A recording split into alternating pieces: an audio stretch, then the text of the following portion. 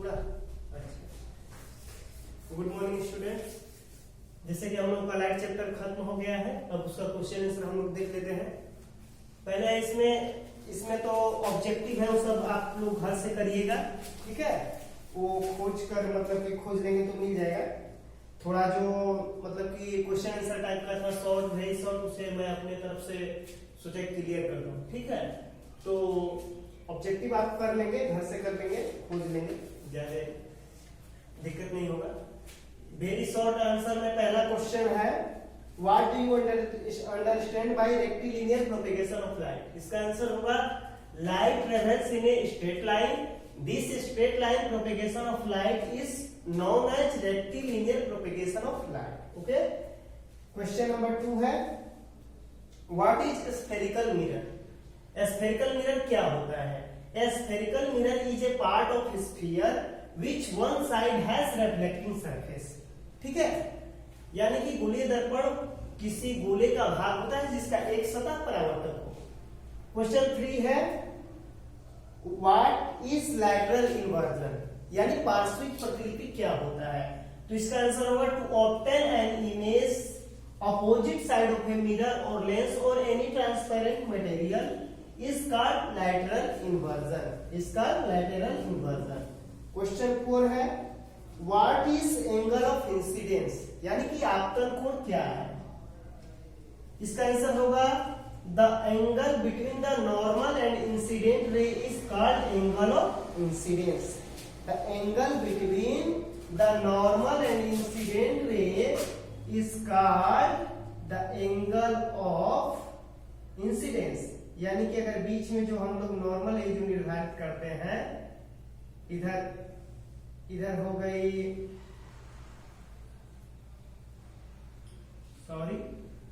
Incident ray और ये normal के बीच का जो एंगल है यही हमारा आई होता है, एंगल आई, यानी यही हमारा एंगल आई होता है, ठीक है। और बाकी इधर तो ये हो जाएगा, एंगल आर हो जाएगा। अब क्वेश्चन है नेक्स्ट क्वेश्चन हम लोग देखते हैं, इसको नॉर्मल बोलते हैं, बीच वाले को एंड, ठीक है। नेक्स्ट क्वेश्चन है What are translucent materials? Then translucent material क्या होते हैं? A translucent material is a medium which propagates, sorry यहाँ पे है थोड़ा मिस्टेक हो गया, which propagates light partially through it, that is tracing paper rounded glass। यानी ट्रांसलूसेंट मटेरियल वो होता है जो अपने अंदर से प्रकाश को अंशतः जाने देता है, जैसे कि ट्रेसिंग पेपर हो गया, राउंडेड ग्लास हो गया। अब क्वेश्चन 6 है व्हाट इज स्पेक्ट्रम, स्पेक्ट्रम क्या होता है? When the light passes through the prism it splits into 7 constituents colour, the band of the 7 colours that we get on the screen is known as spectrum. यानी कि जब प्रकाश कोई prism से होकर गुजरता है तो यह 7 घटक रंगों में विभक्त हो जाता है। द बैंड ऑफ 7 कलर, यह 7 कलरों की जो पट्टी होती है, जो मिश्रण होता है, we get on the screen, जो हम पर्दे पर प्राप्त करते हैं, स्क्रीन पर प्राप्त करते हैं, इज नोन एज स्पेक्ट्रम, इसे स्पेक्ट्रम जाना जाता है, यानी वर्णपट्टी जाना जाता है, ठीक है। अब हम लोग सॉल्व देखेंगे, ये वेरी शॉर्ट का क्वेश्चन आंसर हो गया, अब हम लोग सॉल्व देखेंगे।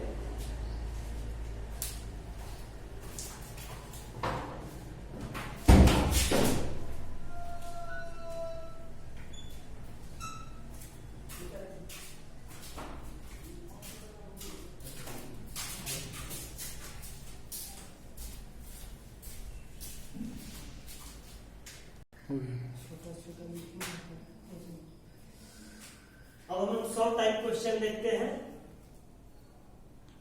पहला क्वेश्चन है इसमें, पहला क्वेश्चन है शॉर्ट टाइप का, state the laws of reflection, यानी कि परावर्तन के नियम को लिखना है। The laws of reflection are as follow, the angle of incidence is equal to the angle of reflection, and second the incident ray, the reflected ray, the reflected ray and the point of the incidence all lie in the same plane, सारे एक ही तल में होते हैं, ठीक है। आपतन कोण परावर्तन कोण के बराबर होता है, आपतित किरण परावर्तित किरण, और जो है ये the incident ray, the reflected रे and the normal and the point of the incidence, और आपतन बिंदु सब एक ही तल में होते हैं, ठीक है। यहाँ नॉर्मल भी हो सकता है, कुछ मिसप्रिंट में देख लेते हैं, and the normal at the point of incidence,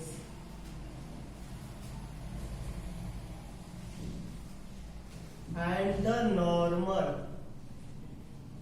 and the, क्या छूट गया कुछ, and the normal and the normal at the point of the incidence, ठीक है, छूट गया थोड़ा सा, the incident ray, the reflected ray and the normal at the point of the incidence all meet, थोड़ा सा यहाँ पे छूट गया था, ठीक है, इसको ध्यान दीजिएगा आप लोग, ठीक है। And the normal at the point of the incidence all lie in the same plane, सारे एक ही तल में होते हैं, ठीक है। फिर है क्वेश्चन दूसरा, what is difference between real and virtual image, real और वर्चुअल इमेज में मतलब डिफरेंस बताना, डिस्टिंग्विश करना है। A real image is formed, इसका आंसर हुआ a real image is formed in front of the mirror, but the virtual image is not formed in front of mirror, it is formed behind the mirror, ठीक है। अब question 3 है, question 3 आप लोगों का है, why is ambulance written as ambulance on its front, क्यों ambulance की गाड़ियों पर एम्बुलेंस उल्टा लिखा होता है। तो on an ambulance the word ambulance is written as inversely ambulance, इस तरह का लिखा होता है, because of lateral inversion the word on the rear view mirror will be seen as ambulance, यानी कि इसलिए लिखा होता है इनवर्सली इस तरह उल्टा है, क्योंकि लैटरल इन्वर्जन के कारण जो वह लिखा हुआ वर्ड होता है इस तरह सीधा दिखता है, मतलब आगे के वाहन चालक जो भी है उससे सीधा दिखता है। फिर क्वेश्चन 4 आप लोगों का है, डिफाइन फोकस, फोकस को डिफाइन करना है, इसका आंसर होगा the light rays parallel to the principal axis falls on a mirror और लेंस, मिरर और लेंस कुछ दोनों यहाँ बोल सकते हैं हम लोग, मिरर और lens after reflection meet at a point, it is called focus of the mirror, ठीक है। मतलब मिरर के केस में मिरर बोलेंगे, लेंस के केस में लेंस बोलेंगे। The all light rays parallel to the principal axis falls on a mirror after reflection meet at a point, it is called focus of the mirror, mirror और lens दोनों हो सकते हैं यहाँ पे। अब क्वेश्चन 5 में है डिफाइन करना है, 4-5 शब्द दिए हुए हैं, 5-6 इन्हें डिफाइन करना है। फर्स्ट है incident ray, a light ray which strikes the reflecting surface is called incident ray. दूसरा है pole, a point light in the middle position of the curve surface of the mirror और lens is called pole, ठीक है। तीसरा है optical centre, the centre of the lens is called optical centre, ठीक है। अब इसमें का नेक्स्ट क्वेश्चन फिर हम लोग करेंगे।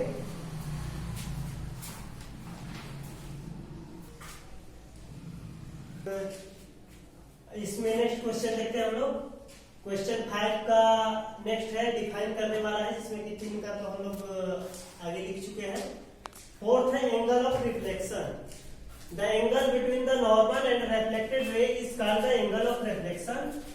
फिफ्थ है radius of curvature, the radius of the sphere of which mirror forms, यानी कि उस गोली की त्रिज्या जिसे दर्पण बनाता है, the radius of the sphere of which mirror forms is called the radius of curvature, ठीक है। अब क्वेश्चन 6 है, इसमें लिखना है write the 2 common usages of lenses, lens के उपयोगों को लिखना है। तो यहाँ है answer the 2 common usages of lenses are as following. First, in spectacles for visually challenge person, दृष्टिबाधित लोगों के लिए जो चश्मे में जो लेंस का प्रयोग होता है। और सेकेंड है dentist and eye specialist also use some types of lenses for medical purposes. ठीक है, यानी कि दंत विशेषज्ञ, नेत्र विशेषज्ञ भी कुछ विशेष प्रकार के लेंसों का प्रयोग करते हैं अपने मेडिकल उद्देश्य की वजह से। ठीक है, अब हम लोग लॉन्ग आंसर टाइप क्वेश्चन देखते हैं। Question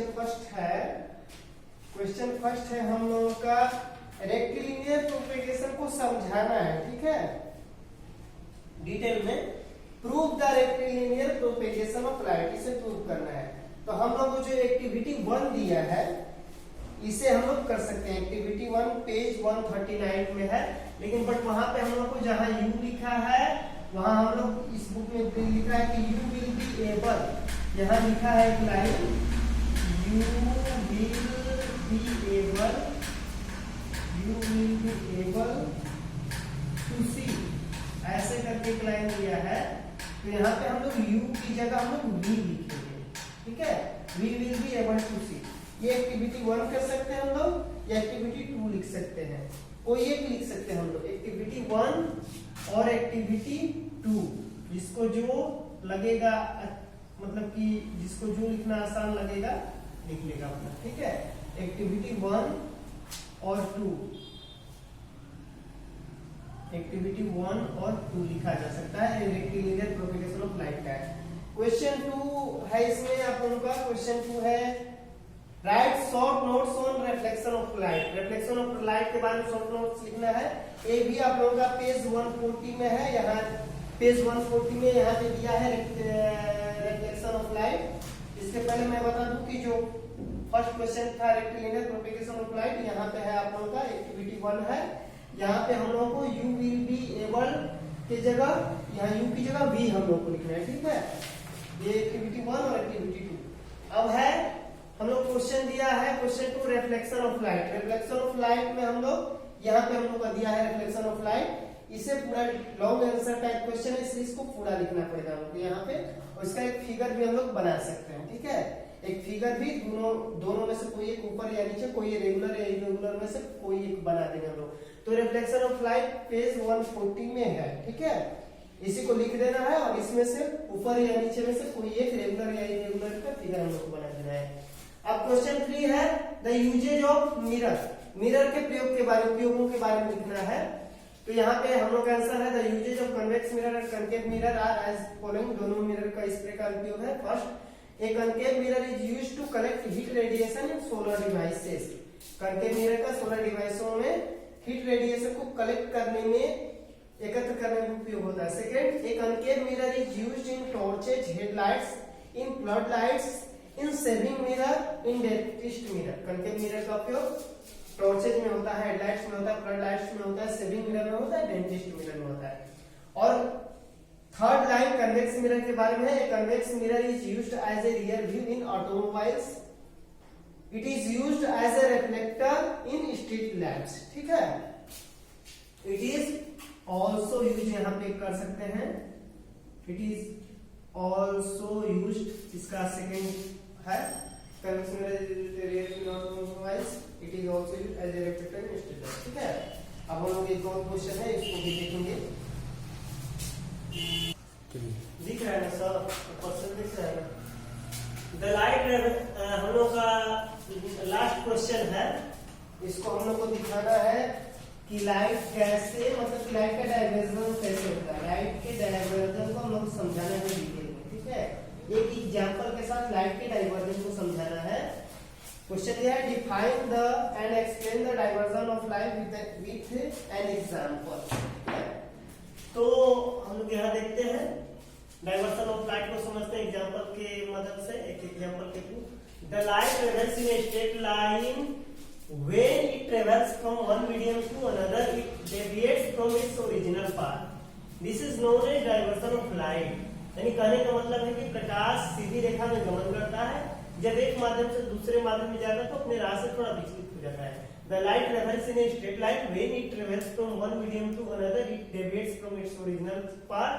This is known as diversion of light. We can understand with an example. इसे प्रयोग के मदद से हम समझ सकते हैं एक उदाहरण के द्वारा।